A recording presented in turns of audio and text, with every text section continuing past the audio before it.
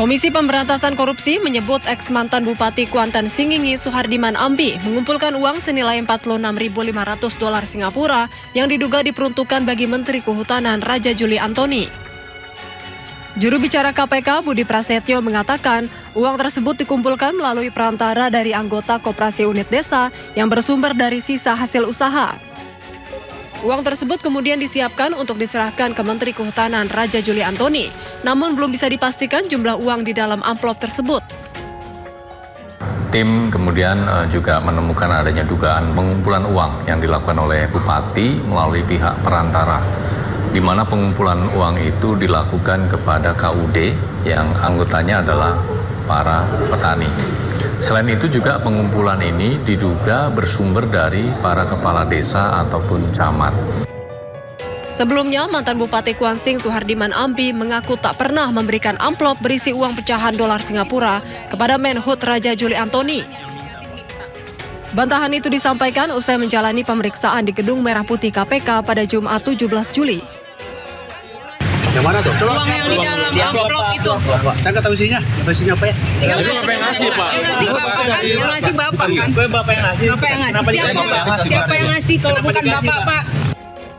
Sementara Menteri Kehutanan Raja Juli Antoni mengakui jika Bupati Kuansing sempat memberikan sebuah amplop kepada dirinya.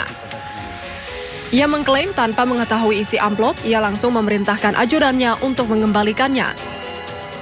Jumat, hari Jumat 12. Sekitar 17 hari sebelum terjadi OTT, ajudan saya sudah mengembalikan amplop putih kepada Bupati Kuantan Singingi. Ada tanda terimanya, ada fotonya. Saya lihatkan kepada teman-teman aslinya. Ini tanda terimanya. Tanggal 12 Juni pukul 14.57. Ia menambahkan pengembalian amplop sempat tertunda karena penyesuaian jadwal kedinasan. Setelah Sekjen Kemenhut menerbitkan surat tugas, amplop tersebut akhirnya diserahkan langsung kepada Bupati Kuansing di Polres Kuantan Singingi. Tim Liputan iNews melaporkan. Baik, Menteri Dalam Negeri bersama KPK menggelar pertemuan membahas soal mekanisme pencegahan korupsi kepala daerah. Pertemuan digelar buntut banyaknya operasi tangkap tangan yang melibatkan kepala daerah. Kementerian Dalam Negeri memperkuat sinergi dengan Komisi Pemberantasan Korupsi untuk meningkatkan upaya pencegahan tindak pidana korupsi di lingkungan pemerintah daerah. Langkah tersebut menjadi bagian dari fungsi pembinaan dan pengawasan Kemendagri terhadap Pemda sebagaimana diatur dalam Undang-Undang Nomor 23 Tahun 2014 tentang Pemerintahan Daerah. Dalam kesempatan itu, Menteri Dalam Negeri Tito Karnavian memaparkan sejumlah langkah yang telah dilakukan Kemendagri sejak awal masa jabatan kepala daerah, yakni kegiatan retreat dan pembekalan sejak para kepala daerah dilantik. Gitu, yang sekarang begitu dilantik disumpah oleh Bapak Presiden. Pada siang ini kita sebelumnya sudah koordinasi minta kepada KPK untuk membantu dalam rangka untuk mencegah terjadi tindak pidana korupsi di kalangan pemerintahan daerah. KPK saya yakin sudah memiliki pemetaan, modus-modus operandi dan lain-lain, dan kita berusaha mengeliminir terjadinya tindak pidana korupsi. Jadi mekanisme pencegahan juga kita intensifkan. Bahwa sampai dengan bulan Juli 2026 ini, terutama pada saat pimpinan era 2024, yaitu saya dengan 4 pimpinan yang lain, itu lebih kurang sudah ada 15 kepala daerah yang kena kegiatan penyelidikan tertutup. Ya, tersangka korupsi dan pencucian uang Febri Adriansyah berdalih dikriminalisasi. Maaf ya, bacanya agak ribet pemirsa, dan penahanan dirinya tidak pantas. Sementara pakar hukum menyebut sebelum menetapkan status tersangka, penyidik dipastikan sudah kantongi alat bukti. Saya merasa memang ini kriminalisasi.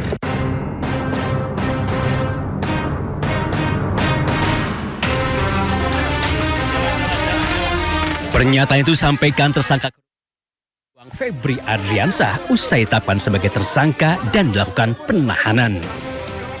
Dengan tegas mantan Jampitsus itu menyebut jika dirinya telah dikriminalisasi. Febri bahkan berdalih alat bukti yang diajukan penyidik belum terkonfirmasi dan masih perlu didalami. Dengan dalih itu, Febri merasa jika dirinya tidak pantas ditahan. Alat bukti yang diajukan masih perlu didalami atau dikonfirmasi. Ya, sehingga menurut saya ini belum cukup untuk dilakukan penahanan.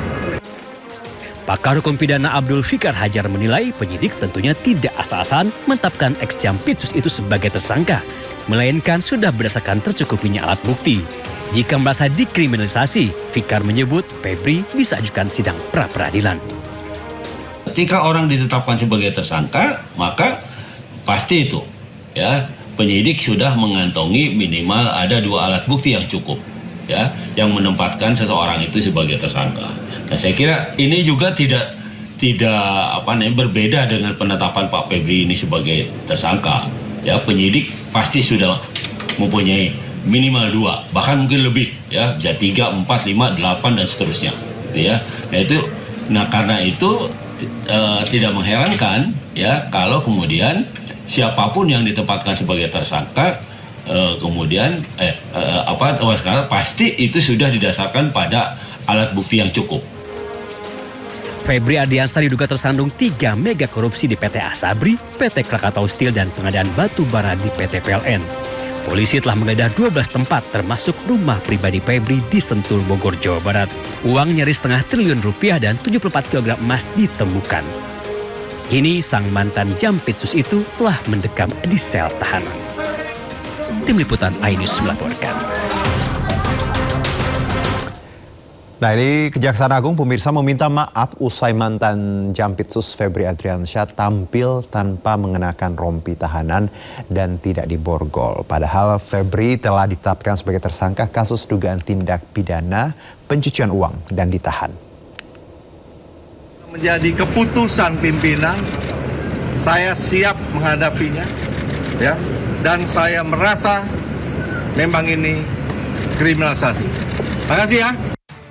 Mantan Jampitsus Kejagung Febri Adriansyah tidak mengenakan rompi merah muda atau pink saat hendak diangkut dengan mobil tahanan ke rutan KPK. Tak hanya itu, tangan Febri juga tidak diborgol layaknya seorang tersangka. Jaksa Agung Muda Bidang Pengawasan Kejagung, Rudi Margono selaku koordinator Tim 9 mengatakan hal tersebut bisa terjadi lantaran buru-buru dan sudah malam. Padahal berdasarkan kebiasaan di Kejagung, tahanan akan dipakaikan rompi pink dan diborgol. Ya, kalau masalah rompi tadi mohon maaf, karena buru-buru juga udah malam ya.